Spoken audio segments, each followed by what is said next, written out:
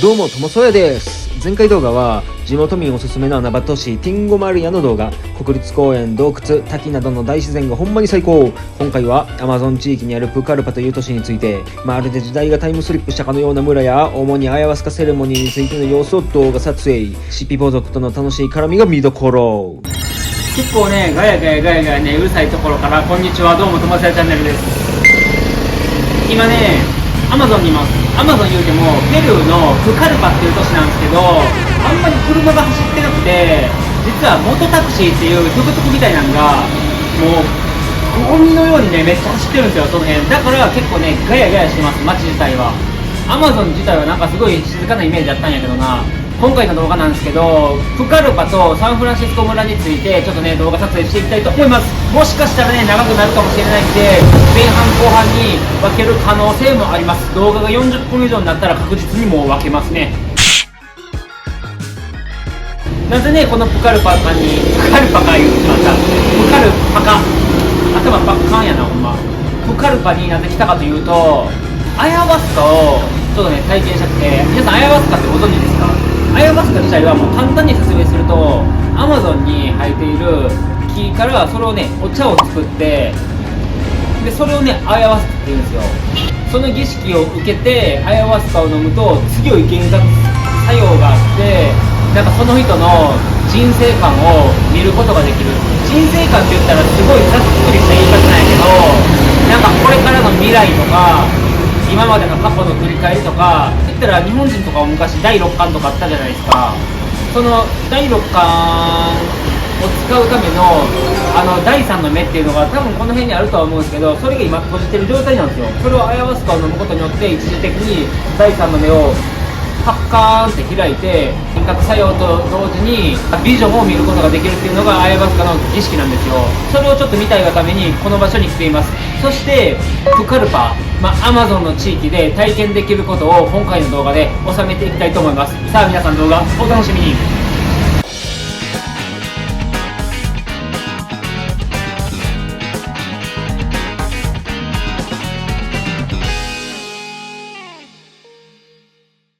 ちなみに今回泊まってる宿はホスペダヘインデペンデンシアで、宿からの景色はこんな感じ。基本ねホテルとかホステルとかじゃなくてホスペダヘって言うんかな、ペルーは。結構ねホテルね10軒以上聞き回ったんですよ、値段。ただここが一番最安ですね。1泊20ソル一番最安です。他はだいたいね安くても25ソルとか30ソルとかそういうところが多かったって感じです。ただ部屋自体はもうほんまにね独房みたいな感じ。朝起きたらあれなんでこんなとこおるんだろう、刑務所に連れてかれたんかなみたいな感じの雰囲気に陥ってしまいます。こんな感じでね普通にね歩いてはいるんですけど、歩いてコレクティボ乗り場まで行って、そこまでが多分1時間半くらいかかるんですよ。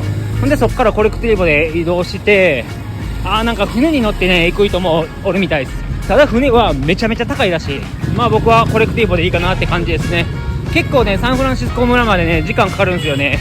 実際ねどんな感じでなんか宿に泊まれるかとか、今日アヤワスカするのかとか、その辺が全然わからないんですよ。どこに泊まるかとか、行ってシャーマンを探すような感じになるんで、ちょっとこれからどうなるかわからないって感じかな。アヤワスカの食事制限ほんまきつかった。できることならもう今日パッとやってパパッと終わらせて、ビールとかねコーヒーとかね今まで飲んできてなかったんで、赤身の肉とかそういうのね飲み食いねめちゃめちゃしたいです。ほんまにねもう終わった瞬間ね肉とかねもうめっちゃがっつくと思いますよ。路上にはこういうお店がねたくさんあります。アヤワスカをする人にとってはかなりね嬉しいお店ですね。なんであんな無防備な感じでやっていけるんやろ。誰か撮るんちゃうんかなほんまにああいうの。ほんでねこの辺がねセントロです。この辺がセントロで、この前はねこのセントロのね近くにねあるベジタリアンのお店、そこで食べました。アヤワスカ期間中なんでベジタリアンの料理だったら OK かなみたいな感じで思って、こんな道を歩いてるよ。ちなみに俳優のウィル・スミスさん、ちょっと前にねなんかみんなの前でビンタしたじゃないですか。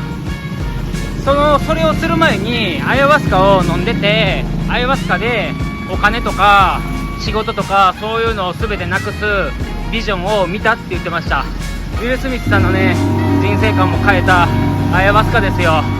携帯ひったくられそうなんであんまり携帯出したくないけど、まさかのディズニーランド、ディズニーランドやんこれ。こっちはハリウッドの映画ですね。カリビアンパイレーツ。このガソリンスタンド無駄にでかい気がするんやけど気のせいかな。めちゃめちゃでかい。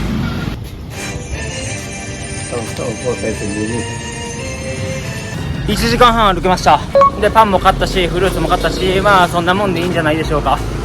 とりあえずコレクティーブをね探したいと思います。乗り合いタクシーですね。八百屋さんのねお姉ちゃんもね教えてくれました。あ、この辺やでみたいな。もう速攻で見つかりました。なんかそんなにハードル高くないですね。サンフランシスコ村まで行くの乗り合いタクシーを使えば。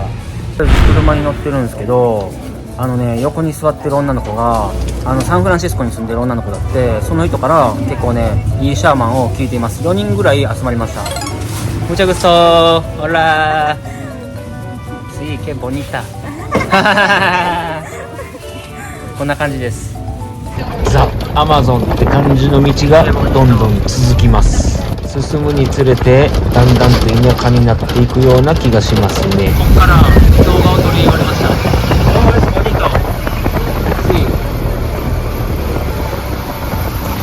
もう彼女の家の前でね僕も降ろしてもらいました。こんな感じで、こんな感じのローカル感ある家ですね。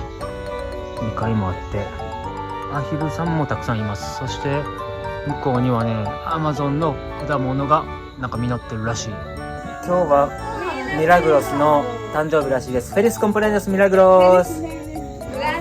Gracias。フェリスコンプレニョス。アイスをいただきました。アヤワスカの前にこれを食べていいのか。いただきます。Gracias。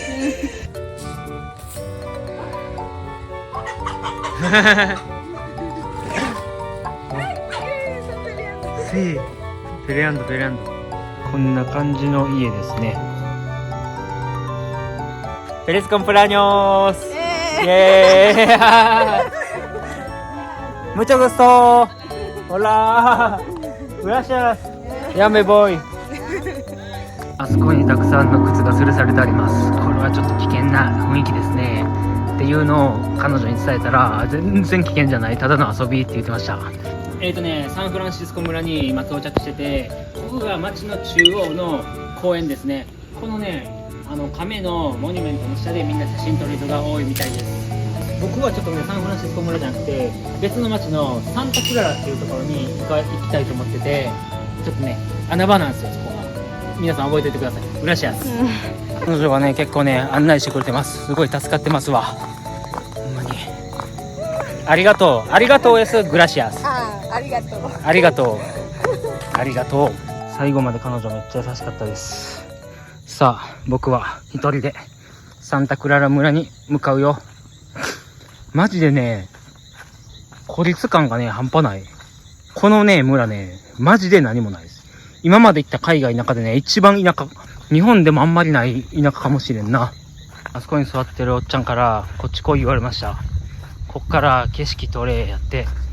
いやー、なんかもうそこまで歩くもしんどいんやけど。こんにちは。ホラこんにちは。aquí en Perú. Aquí en Perú. Villa de San Francisco. Viva San Francisco. ぶっちゃけた話ね、もうね、5時前なんですよ、夕方の。正直、今日いきなり行って、いきなり止めさせてくれるもんなんだろうか。マジでその辺、ほんまにアドベンチャーなんやけど。いきなり行って今日アヤワスカ受けたいです。じゃあ今からやろうみたいな。アヤワスカも絶対準備いると思うし、絶対無理よな。やばい。この後どうなるんだろう。泊まるとこないとか。ほんま嫌やし。はい、サンタクララ到着。まあどんな田舎よりもモンゴルにはさすがに勝てんな。モンゴルの遊牧民ゲルにはね。やばい、きつい。インターネット使えんから Google マップ見えん。マジで道がわからん。絶対この道ちゃうやんと思う。めっちゃ遠くの方でみんなこっち見てるわ。何あいつみたいな変なアジア人が急に来て人んち入ってるみたいな。知らんけどこんな感じで秘密のね通り道を通っていくみたいです。地元民めちゃめちゃ優しいですね。さっきからめちゃめちゃ絡んできてくれます。これもう道じゃないんよ。じゃないんよ。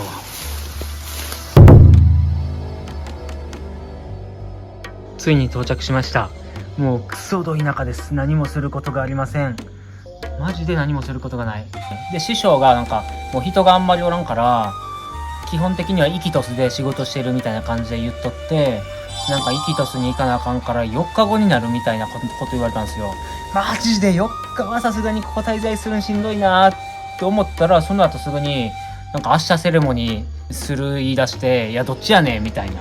まあとりあえず明日、アヤワスカ飲むことができるみたいですね。まあ意外にも良かった。まあ明日だったら許容範囲っすわ。とりあえずね、多分ここ全然人来ないマイナーなとこっすわ。あと、アヤワスカに関しては、なんか携帯持つ手が結構しんどい。ほんま筋肉ないな。アヤワスカの師匠に関しては、悪い人もおるし、いい人もおるし、しっかり選ばなあかんってやっぱり言われてますね。ここに寝かせてもらって、金額的には最初420ソル言われたんですよ。430ソルか。きついな、120ドルみたいな感じ言われて、いやいや高すぎやってと思って、で最終的に250ソルに落ち着きました。250ソルってちょっと許容範囲かなって感じです。今流行りのルームツアー行きますね。ルームツアー、こんな感じの部屋です。はい、おしまい。一応充電できるみたいですね。それだけはありがたい。シャワールームはこんな感じ。AT フィールド全開の精神と時の部屋みたいやわ。マジでやることないっす。今ね、6時前です、夕方。もう寝ようかなって感じ。おっちゃんがこっち向いて歩いてきてる。なんかビールでも持ってきてくれたらほんまおもろいな。セレモニー前日やからパーッとビールでも飲みますかみたいな感じで言ってビール飲んだらあかんちゅうねん、前日にな。マジでね、夕日が真っ赤っかなんよ。これね、カメラ越しにはね、なかなか伝わらんと思うけどな。とにかくね、外ね、星がめっちゃめちゃ綺麗。モンゴルと同じレベルでね、星空綺麗ですね。明かりが全然ないんで。9時40分です。寝ます。さすがにこれは見えんよな。星が綺麗すぎる。消えそうなくらい輝いてて、触れようとね、手を差し伸ばしてみた。無理だった。朝のね、多分ね、4時ぐらいかな。結構ね、鳥がね、周りでね、ずっとね、ギャーギャーギャーギャーギャーギャーギャーギャーうるさかったんですよ。ただでもそれでもずっと寝続けて、でもだいぶめっちゃ寝たわと思って、今に至るんですけど、今なんかおっちゃんがね、起こしに来て、なんかガスを買いに行くみたいな。で、1時間後に戻ってくるからみたいな。いや、勝手に行ってこいよみたいな。そんなんいちいち言いに込んでって思いました。で、時計見たらまさかのね、まだね、6時45分。全然時間経ってない。で、もう一回寝ます。おやすみ。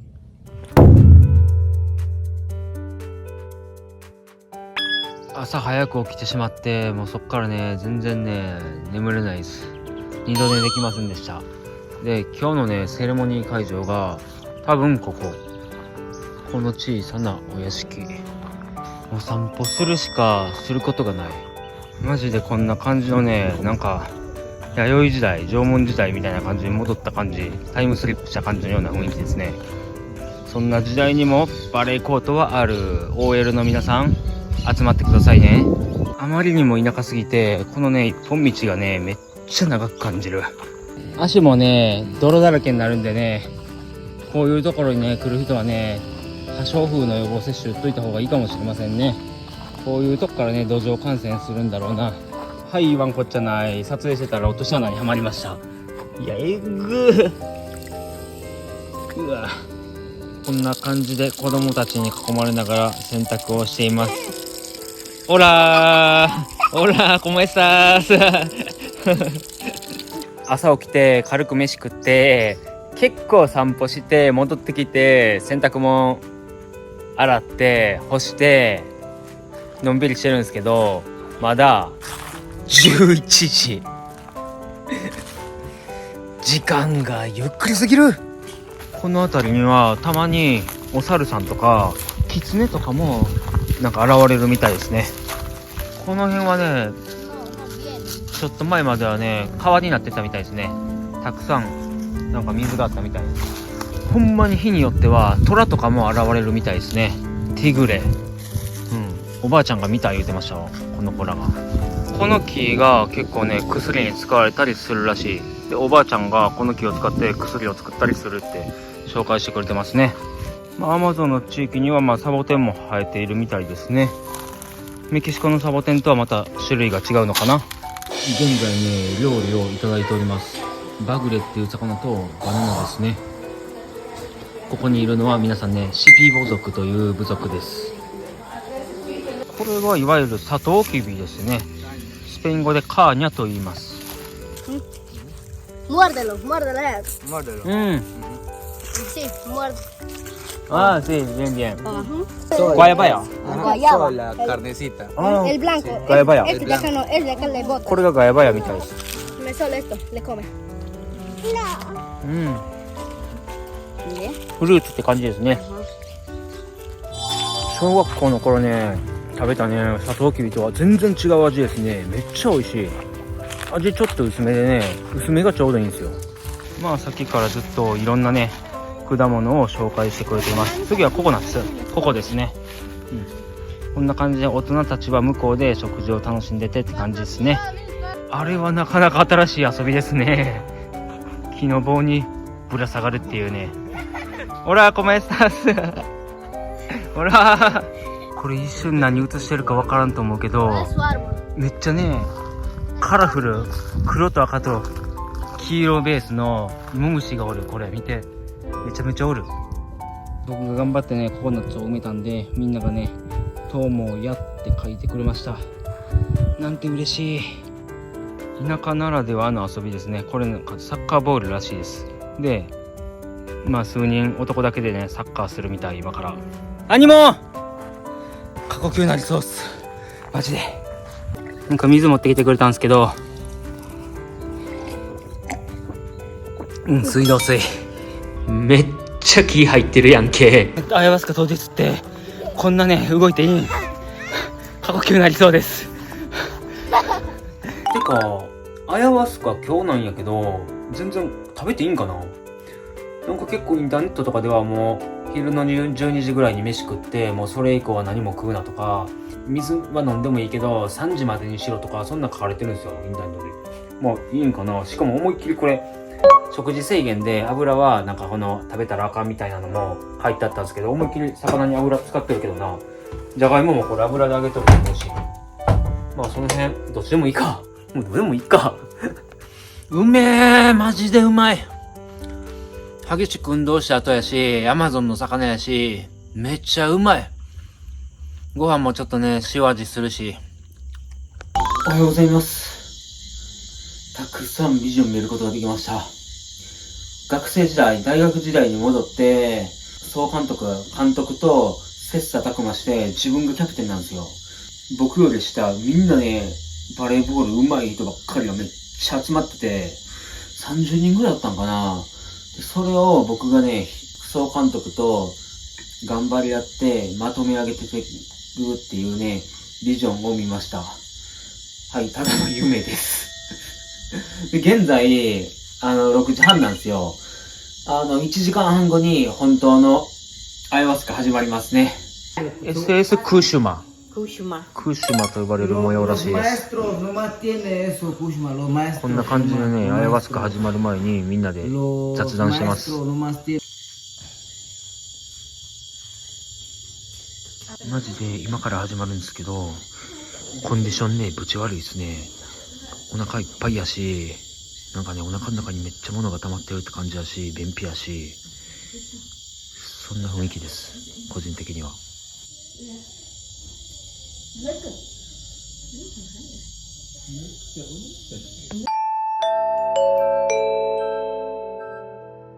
アヤワスカのセレモニー1日目が終了しました。朝起きたらこんな状態です。自分は特に吐くことはなかったかな。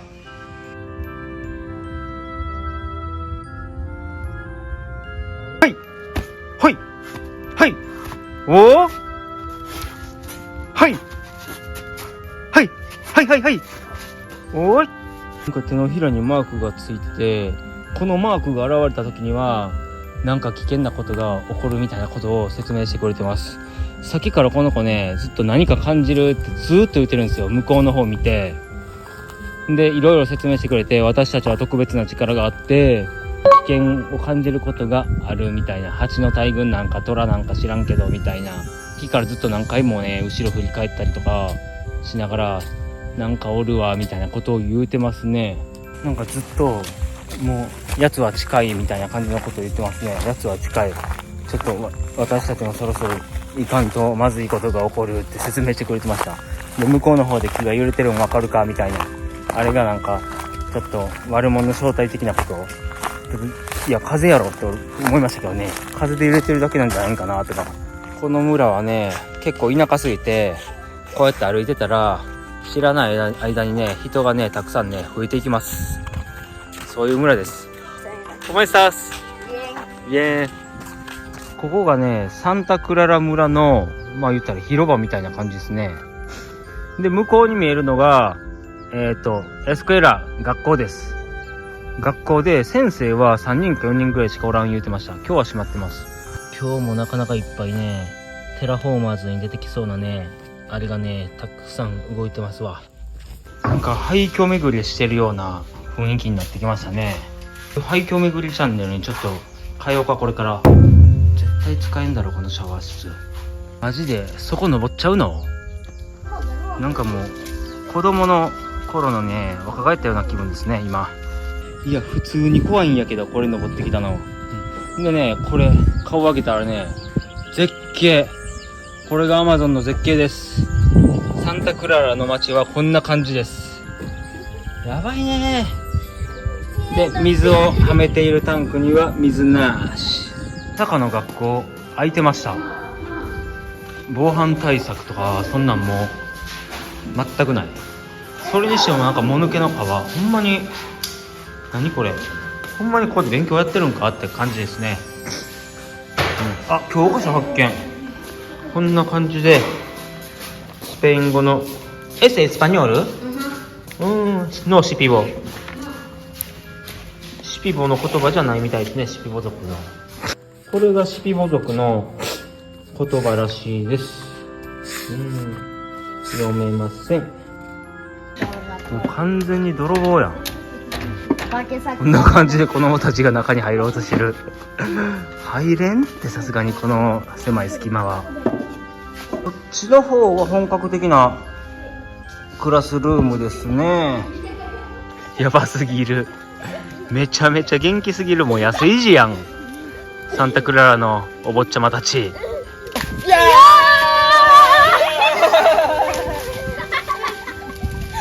やばい。あれどこ行ったんかな。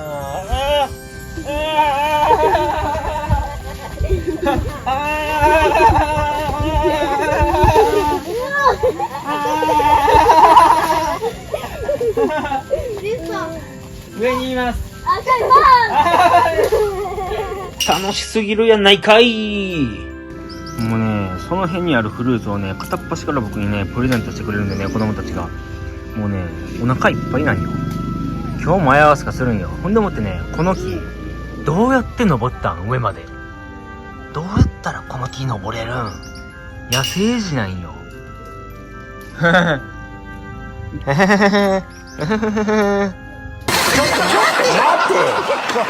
めてました。なるほど。おいおいシピボ族腹出すぎなんよ。また今日もサッカー始まっちゃったよ。マジで過呼吸しんどいんで理由つけて女の子たちにアタッカー変わってもらいました。ゴールキーパーもたまには交代せなあかんよなっていう感じでね言ってね、自分がただ休みたいだけなんですけど。おはようございます。ついにね2回目のねアヤワスカを飲む時間がやってきました。実は1回目ね昨日アヤワスカ飲んだんですけど、昨日は初日だったっていうことで、シャーマンの方もちょっとなんかコントロールが必要ということで、そんなになんかめっちゃ飲ませてはくれなかったんですよ。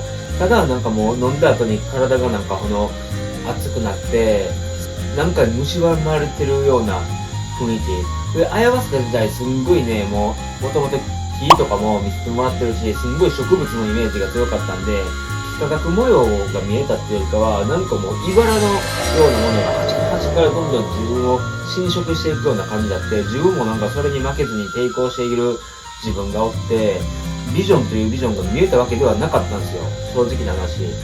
未来が見えるとか過去が見えるとか、そんな全く一切なかったですね。景色とか風景とか見えたんですけど、なんかそんなに普段と全然違ったのが、勝手になんか歯が動くんですよ、僕の口がなんか痙攣しだして、途中から横揺れ縦揺れしだして、で途中からなんかもう横揺れが激しくなって、もう例えで言うたらドンキーコング3のハラハラノコギリみたいな感じ。シャーマンの方々がイカロスを歌い始めたら、その歌に合わせてなんか歯もどんどんなんかもう動き出して、なんかもう踊ってるような感じでしたね。それがなんかもうすんごい変な感じでした。それぐらいです。ビジョンというビジョンはなんか見えなかったような気がします。なんでちょっと2日分のお金を払って再チャレンジしたいと思います。なんかおもろいっすね。食制限、アヤワスカ前の食制限とは何なのかって感じなんですけど、もうネットとか見たら3時以降は何も飲まないでくださいみたいな。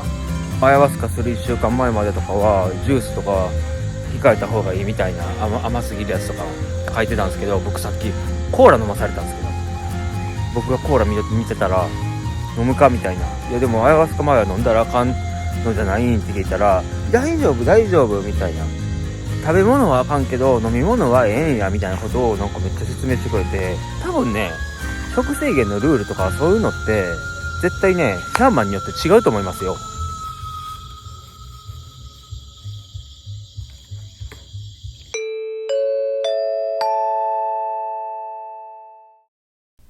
おはようございます。いややばい。アヤワスカほんまにやばい。とりあえず2日目のアヤワスカね、終わってね、なんかね、もう感想とか語ろうと思ったら、もう、なんて言うんだろう。時間がね、足りなさすぎる。もう、アヤワスカ終わった後に、もう目が覚めて、もう寝れんようになって、もう自分が、その見たビジョンとかを全部文字起こししたんですよ。ずらーってなって、もうね、一言ではね、言い表せない感覚に陥りました。とりあえずね、めっちゃ疲れた。感想はまあちょっといつか言いたいと思いますわ。はい、セレモニーが終わった後はこんな感じです。僕があそこに座っててね、他はそのシャーマンの家族みたいな感じでした。アヤワスカを飲んだ後は大体みんなね、こういう幾何学模様とかが見えたりするらしいですよ。僕はなんかあんまり見えんかったかな。アヤワスカをね、見つめていますね、こうやって。で、これね、この葉っぱとかもキロなんぼって言ったかな、セテンタソリスって言ったかな、いや違うかなんか忘れたけど、そういうのも買い出しせなあかんし、準備にもものすごい時間かかるし、マットとか布団とか洗わなあかんし、洗剤の料金とかもかかるし、すごい費用がかかっているって説明してくれましたね。なんでアヤワスカがね、やっぱり値段高いと思う人もおると思うけど、自分もここに来るまではそうだった。妥当な金額だと思いますよ、今考えたら。あんだけ夜通しね、全力で歌ってくれるし、大抵の人じゃ絶対できん、あんな。修行も必要やしな、それなりに。なんかもうマジで疲れた。このままね、もうバックパックのね、準備もできたんですよ。あとはこの村を去るだけなんですけど、もうね、シャーマンのおっちゃんしか今いなくて、子供たちもね、その奥さんとかもみんな家を出て行ってる状態なんですよ。なんで、まあ若干の寂しさありますよね。アヤワスカの儀式終わって、賢者タイムみたいな感じのも同時に来て、ちょっとね、疲れてますわ。まあでも、ずっとね、疲れててもしゃあないんで、出発したいと思います。また新しい冒険がね、待ってるんでね、僕には。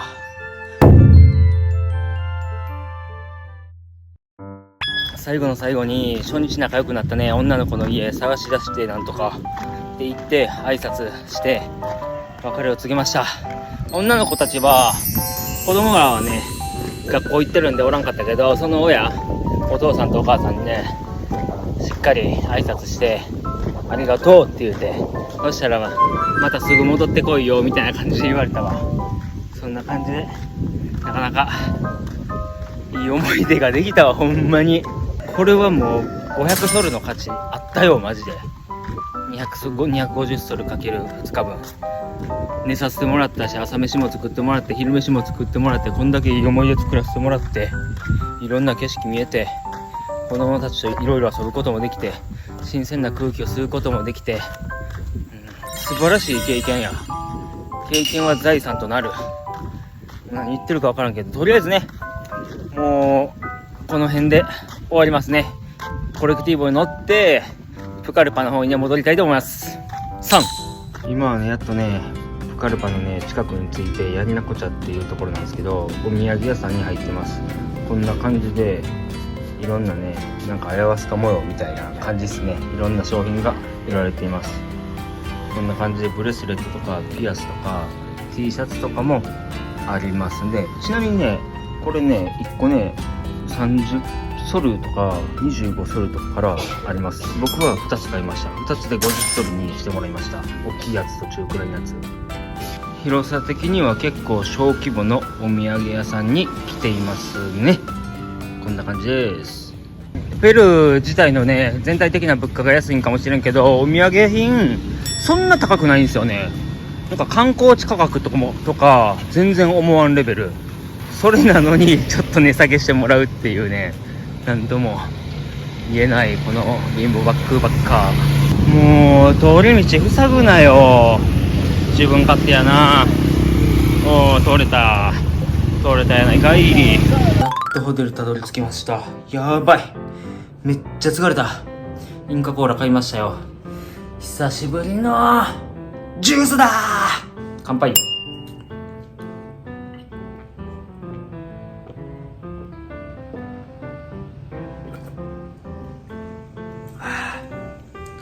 着色料の味。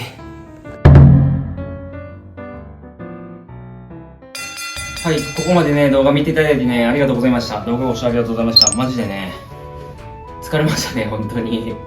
プカルパから始まって、サンタクララ村、アヤワスカの体験を通した全てのこの活動を前半とさせていただきます。で、最後の最後に皆さんお待ちかねかどうかわからんけどな、アヤワスカの体験、実際に自分がどういうビジョンを見たかっていうのを話したいと思います。正直に言って、これね、言語化するのが本当に難しいんですよ。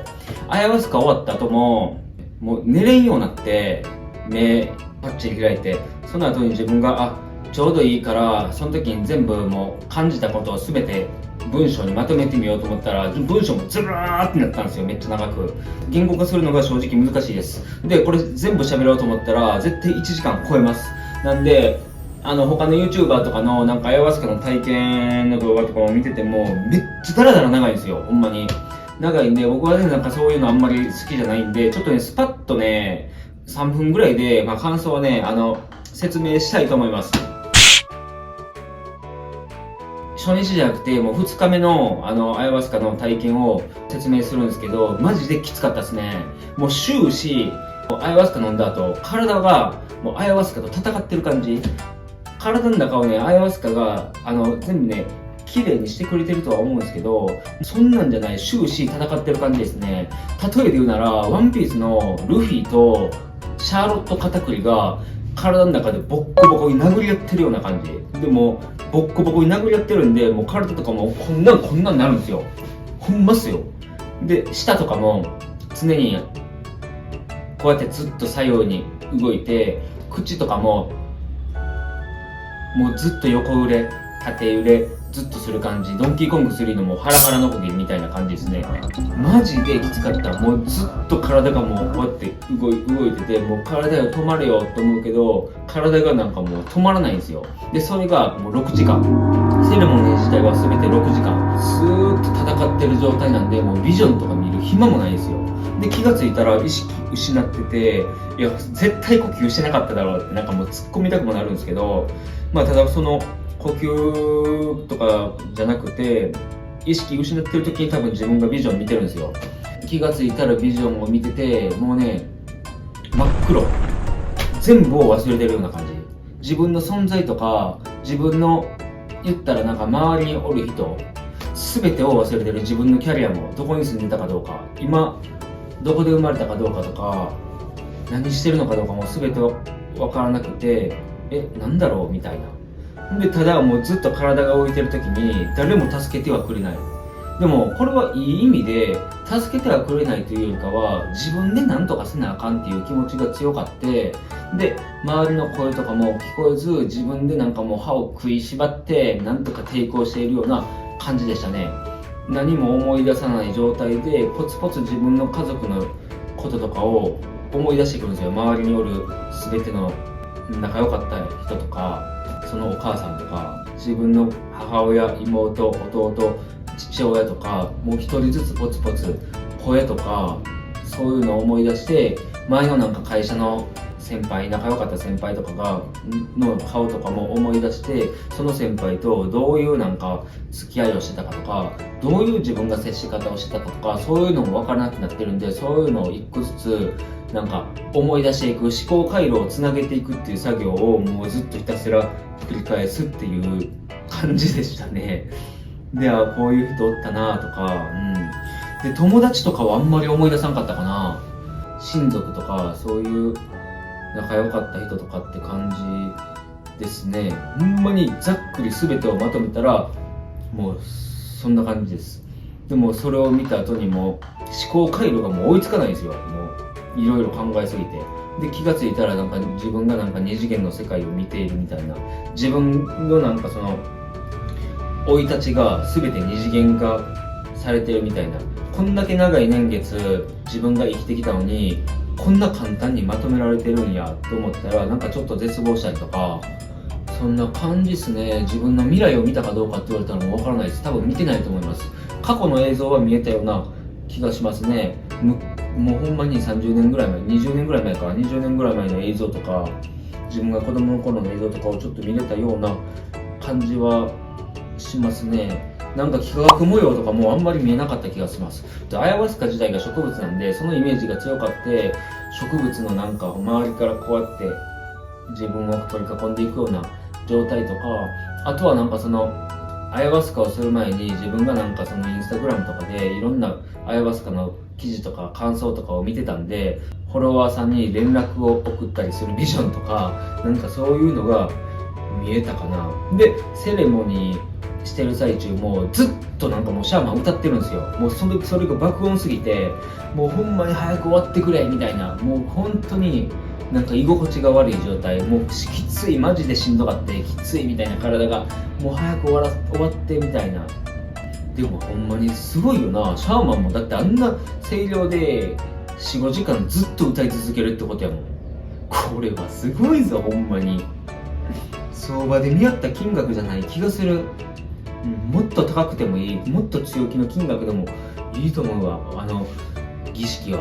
だって儀式自体に寝所の提供とか、そのマット洗ったりとかシーツ洗ったりとか、その労力もかかるし、顎の洗剤とかも買わなあかんし、食料自分になんかこのご飯作ったりせなあかんから、その食料買いに行ったりする手間もかかるし、もちろんご飯作る手間もかかるし、アヤワスカをね作る手間もかかるし、長年の修行の手間も時間とかもあるし、セレモニー自体もめっちゃ長くてすごいエネルギー使うと思うし、しかもセレモニー中シャーマン自体もアヤワスカを呼んでるんですよ。そんなすごい状態でよくあんだけ歌えるなとは思いましたね。あれ時給換算したらもうほんまに割には合ってないと思います。時給というか労力換算とか時給換算したら。久しぶりに素で日本語出たんですよ。動画撮影してる時って基本的に日本語で喋らないといけないんで、喋ろうと思って喋ってるんですけど、ほんまにセレモニー終わった後は素で日本語が出た。マジか、やばい、ほんまに疲れた。マジかよ、ほんまきつマジみたいな、もう素で出るんですよ。ため息ついたり深呼吸したり、表情が正直に出てしまうって感じで、もうこれ終わりたいから意識を保とうと目を開けたり、でも気がついたら目を閉じてまたモードに入ってたりっていうのを繰り返しで、終わった後にもうシャーマンが寝たんですよ。寝たのを確認して、僕はもうそのセレモニー会場を出て星を見ておしっこ してとか、なんかもうそんな感じですね。おしっこしてるのも感覚がないんですよ。でもおしっこしてるのは分かるんですよ。でもセレモニー会場戻ってもう一回寝たらまた始まると思って、それが怖くなってもう会場には戻らなかったですね。落ち着いた頃に自分の小屋に戻ってベッドの上で寝て、その時に初めてなんかもう我に返ったって感じですね。ただでもなんかもう完全にまだ戻ってないんですよ、今も。ちょっとなんかどっかね、寝転んでる時に体がねびくついたり動いたりする感覚はあります。以上ですね。あんまり長々とね喋ってもね、ほんまに動画の容量もないし尺も取ってしまうんで、皆さんどっかで出会った時にアヤバスカの体験について語り合いませんか、僕と一緒に。そんな感じです。では動画ご視聴ありがとうございました。後半の動画はプカルパのね街を歩いていろんなものをね食べたいと思います。もう自由にね動画撮影したいと思いますんで。噛んじゃった。ローレツ回ってないよ。下は動いてるけど。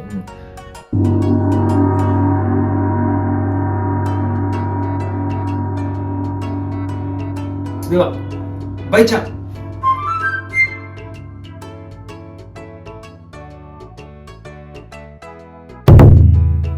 次回ともそやチャンネルプカルパ後半動画。前半動画とは違ってプカルパ中心部の街の様子や市場での楽しい絡みだけじゃなく、普段食べることができないジャングル食材、まあいろいろ珍しいものを食べたので後半もよろしくっす。